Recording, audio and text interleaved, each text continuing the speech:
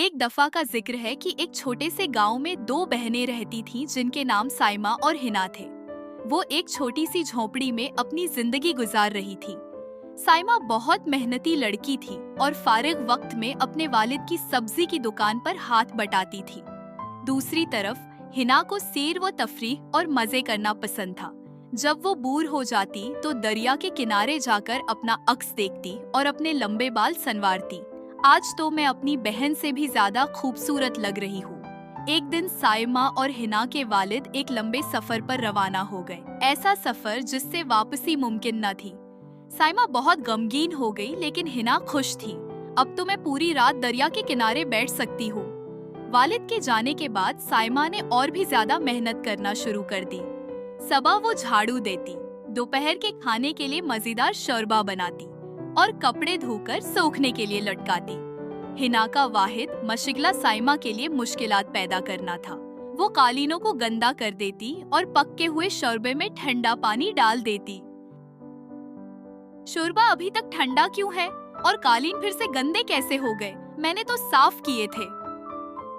वो जानवर जिन्हें तुमने खिलाया उन्हीं ने गंदे किए होंगे। एक दिन हिना जंगल की सैर को गई। वो लापरवाही से कुच्चे फल तोड़ती और दरिया में फेंक देती। इसी वक्त एक बूढ़ी औरत आहिस्ता आहिस्ता उसकी तरफ चली आई। हेलो प्यारी बच्ची, मैं बहुत भूखी हूँ, क्या तुम मुझे कुछ फल दे सकती हो? हिना ने बूढ़ी औरत को झाड़ियों से तोड़े गए जंगली स्ट्रॉबेरी दे दिए, जो बहुत बदज़ायका थे। खाला, जितना दिल करे खाएं, यह दुनिया के सबसे मजेदार स्ट्रॉबेरी हैं।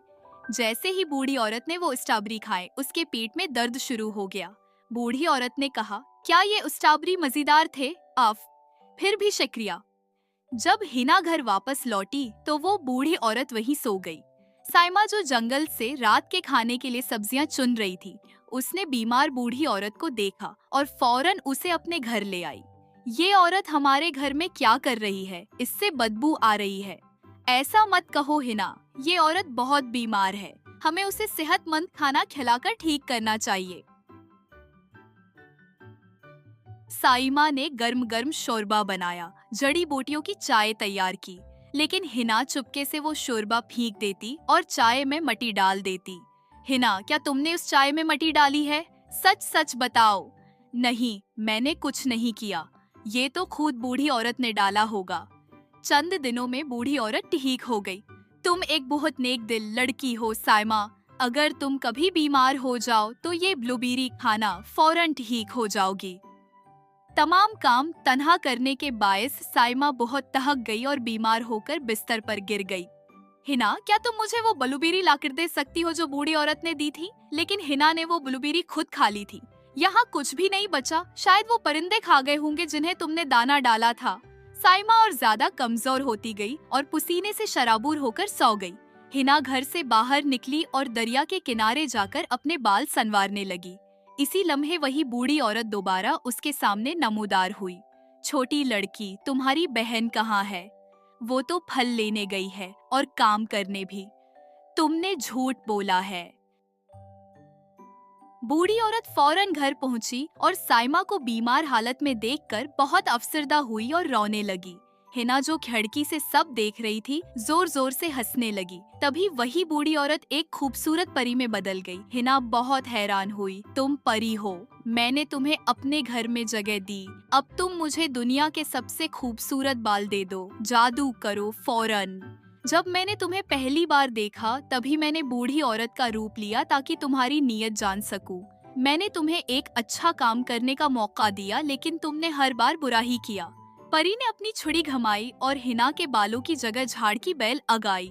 मेरे बाल, मेरे साथ क्या हो गया? ये कितने बदसूरत हो गए। हिना खौफजदा होकर दरिया की तरफ भागी। मक्खियों ने उसके इर्द गिर्द मंडलाना शुरू कर दिया और उसके बाल जमीन में उलझ गए। मैं बहुत बदसूरत हो गई हूँ, अब अपना अक्स भी नहीं देख सकती। उसी वक्त परी ने साइमा को एक ब्लूबेरी खिलाई और वो फौरन ठीक हो गई। शुक्रिया परी, मैं अब बेहतर महसूस कर रही हूँ। परी ने अपनी चहड़ी दोबारा घुमाई और उनकी झोपड़ी एक शानदार महल में बदल गई। साइमा बहुत हैरान और खुश हुई। नेकी का हमेशा इनाम मिलता है प्यारी लड़की। ये महल तुम्हारा इनाम है। शुक्रिया परी, लेकिन मेरी बहन का क्या? वो कहाँ गई? मैं अपनी बहन से बहुत मोहब्बत करती हूँ। इस बड़े महल में अकेले रहने का क्या फायदा? हमें हमारी पुरानी झोंपड़ी की खुशहाल जिंदगी वापस दे दो। बस यही मेरी ख्वाहिश है। परी ये सुनकर बहुत खुश हुई। उसने महल को दोबारा एक सादा सी झोंपड़ी में बदल दिया। फिर वो हिना के पास गई और अपनी छुरी से उसके बाल दोबारा खूबसूरत बना दिए। हिना खुशी से साइमा से लपट गई। तुमने मुझे बचा लिया। मैं बहुत शर्मिंदा हूँ। अब मैं एक अच्छी इंसान बनूंगी, वादा करती हूँ। इसी लम्हे हिना ने समझ लिया कि दूसरों की मदद करने की खुशी सबसे कीमती होती है, क्योंकि खुशी तभी खूबसूरत लगती है जब उसे दूसरों के साथ बांटा जाए।